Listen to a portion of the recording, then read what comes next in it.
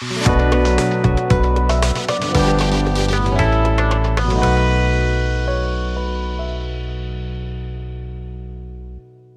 कैसे अचानक आपने लिया? ये अचानक फैसला नहीं लिया। जी। एक्चुअली क्या है, लगभग 2.5 साल से ऊपर समय से इस पद पर हम कार्यरत हैं। जी। और अब ये आ गया विधानसभा का चुनाव। जी। तो दोनों जिम्मेदारी एक साथ निभा पाना कठिन लग रहा था मुझे। जी। तो मुझे लगा कि नैतिक रूप से इस पद पर किसी दूसरे साथी को मौका देना चाहिए। जी। और क्योंकि मैं 2 बार विधानसभा हार चुका हूँ, जी। तो मुझे लगा कि मैं अब पदयात्रा के माध्यम से या साइकिल यात्रा के माध्यम से डोर टू डोर जी। बूथ लेवल पर जाकर लोगों से समझना और मैं चुनाव क्यों हारा इसकी समीक्षा खुद करना जी। और लोगों को कांग्रेस के पक्ष में लाना समझा बुझा के इसके लिए समय चाहिए था हमको। जी। तो इसलिए मैंने ये निर्णय लिया कि माननीय कमलनाथ जी का हमारे आदेश भी था, सुझाव भी था कि जो लोग लंबे समय से किसी पद पे बैठे हुए हैं, संगठन के पद पे खास तौर से, जी। उनको दूसरों को भी मौका देना चाहिए। जी। 18 तारीख की बैठक में जी। तो मुझे लगा कि मुझे निर्णय लेना चाहिए और मैंने इसीलिए जो है। नहीं, आपकी तरह बहुत सारे लोग लंबे समय से पदों पर हैं। आपने एक संदेश देने की कोशिश की कि भाई अगर लंबे समय से हम लोग हैं तो किसी और को मौका मिलना चाहिए। तो हाँ, क्या आपको लगता है कि इसके बाद बाकी लोग भी इस परंपरा से जुड़ेंगे? क्योंकि आपने कहा कि कमलनाथ जी का निर्देश था कि जो लंबे समय से हैं दूसरों को मौका दें।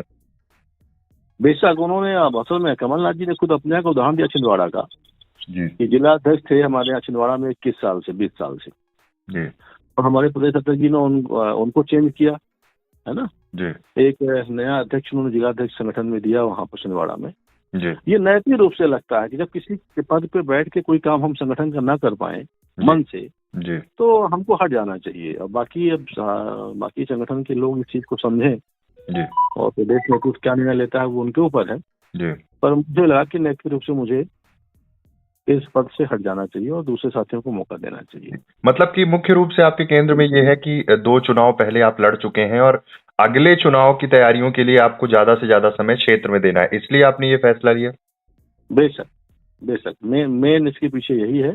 और दूसरा हमारे प्रदेश नेतृत्व का जो मंशा है, दूसरा कारण वो भी है कि नए साथियों को मौका देना चाहिए संगठन। जी। कुछ अटकलें शुरू होती हैं कि अचानक आपका ये निर्णय लेना, कहीं कुछ मन में और चीजें तो नहीं चल रही? सीधे तौर पे कहा जाए कि कहीं ऐसा तो नहीं कि इस पूरी प्रक्रिया से, कार्यप्रणाली से मोह धीरे धीरे उठ रहा हो, तो ये हो कि अब कुछ बदलाव होने चाहिए? आप समझ रहे होंगे मैं क्या कहना चाह रहा हूँ। नहीं, मैं समझ, ऐसा कुछ नहीं है।